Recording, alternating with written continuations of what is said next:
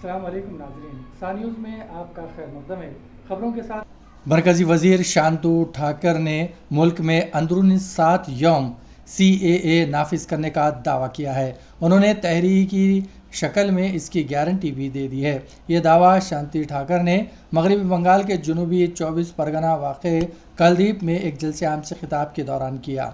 उन्होंने वाज़े अल्फाज में कहा है कि 7 दिनों में सिर्फ मगरबी बंगाल ही नहीं बल्कि पूरे मुल्क में CAA नाफिज किया जाएगा। इनका कहना है कि मजहबी, समाजी और पॉलिसी पर तबादले ख्याल करने के बाद ही CAA को नाफिज किया जाएगा। मरकज़ी वज़ीर दाखिला अमित शाह ने गुज़िश्ता साल दिसंबर में CAA को मुल्क का कानून बताते हुए कहा था कि इसे नाफिज होने से कोई नहीं रोक सकता, और अब ताज़ा तौर पर एक और मरकज़ी वज़ीर ने यह बयान दिया है। राज्यसभा इंतखाबात का शेड्यूल जारी हो गया है। आज मरकज़ी इलेक्शन कमीशन ने मुल्क भर के 15 रियासतों में खाली होने वाली 60 नशिस्तों के लिए शेड्यूल जारी किया है, लेकिन इलेक्शन कमीशन के शेड्यूल के मुताबिक जहां राज्यसभा इंतखाबात का नोटिफिकेशन 8 फरवरी को जारी किया जाएगा, इसी महीने की 27 तारीख को पोलिंग होगी। इस दौरान तेलंगाना में भी राज्यसभा की 3 सीटें खाली होने वाली है।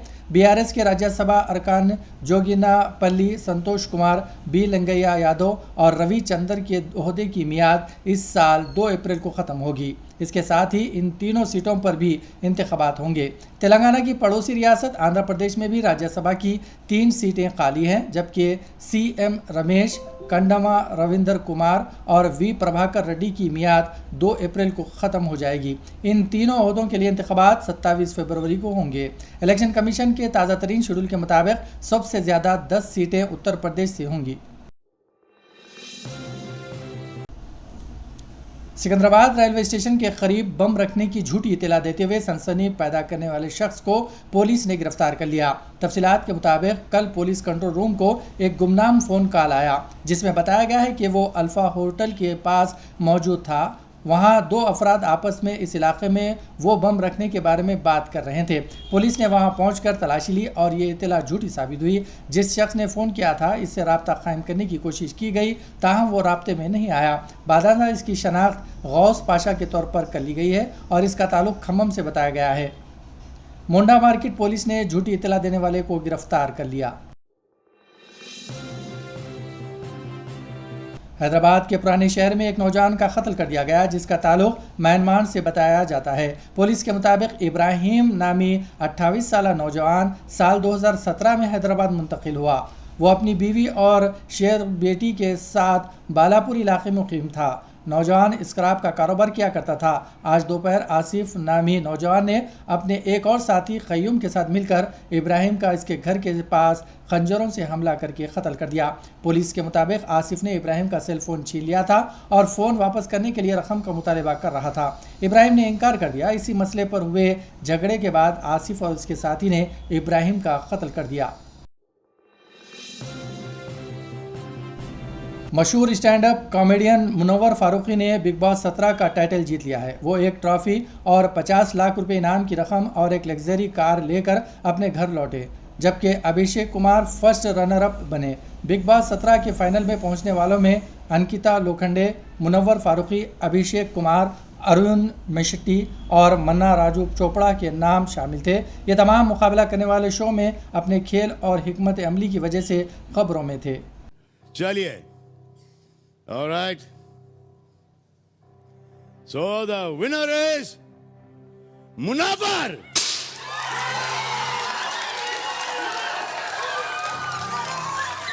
Well played. Congratulations, Munawwar. आप हैं बिग बॉस के इस साल के विनर। इसके साथ साथ आपको मिलता है 50 लाख रुपए की prize money and the new Hyundai Creta। Long drive जाएंगे, अकेले जाओगे फिर क्या करोगे यार, बहनों को लेके जाओ। हाँ चलो, बर्थडे का ऊपर वाला ने आपको गिफ्ट दे दिया है। हाँ बहुत ही अच्छा है, मुबारक हो। Abhishek, congratulations. Very well played, Abhishek. Thank you, sir. Very well played. Very well played. Come on, let's go.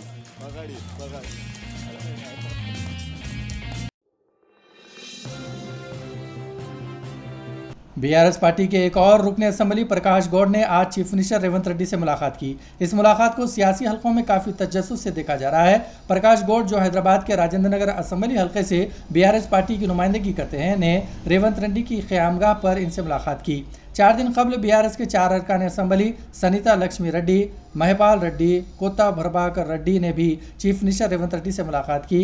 इन अरकान असेंबली की मुलाकात के बाद ये अफवाहें फैल गई थी कि ये चारों कांग्रेस पार्टी में शामिल होने वाले हैं। ताहम इन 4 अरकान असेंबली ने इंतबा अफवाहों की मजम्मत की थी और वाज़ेह किया था कि वो बीआरएस पार्टी छोड़कर नहीं जाएंगे।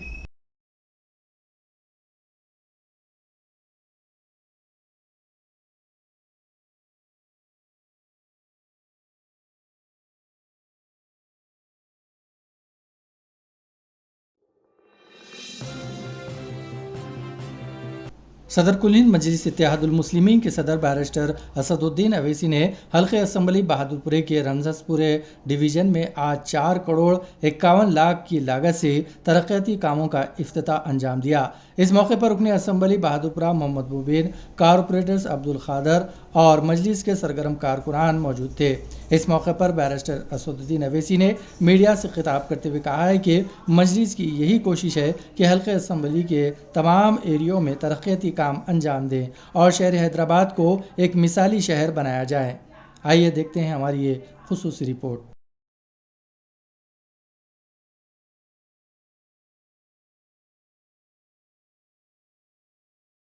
रमनासपुरा बल्दी डिवीज़न में ख्वाजा पहाड़ी के पास ख्वाजा पहाड़ी दरगाह और शाह फंक्शन हॉल के पास 52 लाख की लागत से यहाँ पर सीसी रोड का काम अंजाम दिया गया है। मैं उसका इफ्तिताह करने आया हूँ।